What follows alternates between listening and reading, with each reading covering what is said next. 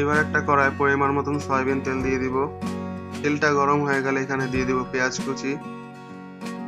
পেঁয়াজ কুচিটাকে একটু ভালোভাবে ভেজে নিব। পেঁয়াজ কুচিটা ভাজা হয়ে আসলে এখানে দিয়ে দিব 1 কাপ আদা রসুন বাটা, দিয়ে দিব হাফ চামচ জয়ফল জয়ত্রী বাটা, দিয়ে দিব 1 চামচ জিরা বাটা। মশলাটাকে একটু নেড়ে চেড়ে দিব।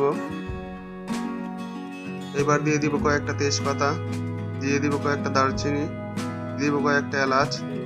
এবার একটু সামান্য পরিমাণ পানি দিয়ে দিব মশলাটা কষানোর জন্য। দিয়ে দিব হাফ চামচ হলুদ ফাঁকি, দিয়ে দিব 2 চামচ মরিচ ফাঁকি, দিয়ে দিব স্বাদ মতো লবণ। এবার ভালোভাবে মশলাটাকে কষিয়ে নেব। মশলাটা কষানো হয়ে গেলে এখানে দিয়ে দিব মাংসগুলো।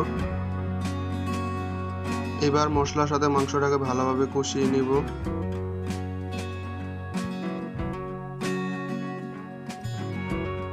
মাংসটা যখন হালকা সিদ্ধ হয়ে আসবে এখানে দিয়ে দিব টমেটো কুচি।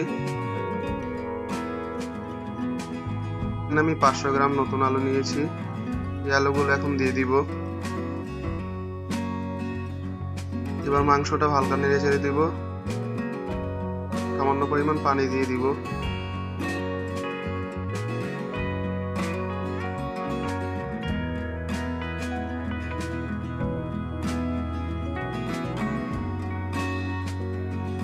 তরকারিটা যখন হয়ে আসবে তখন এখানে দিয়ে দিব কয়েকটা কাঁচামরিচ।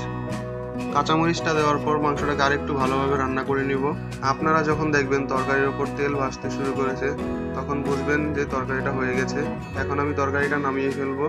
এইভাবেই তৈরি হয়ে গেল খুব সহজে আলু দিয়ে গরুর মাংসের ঝোল।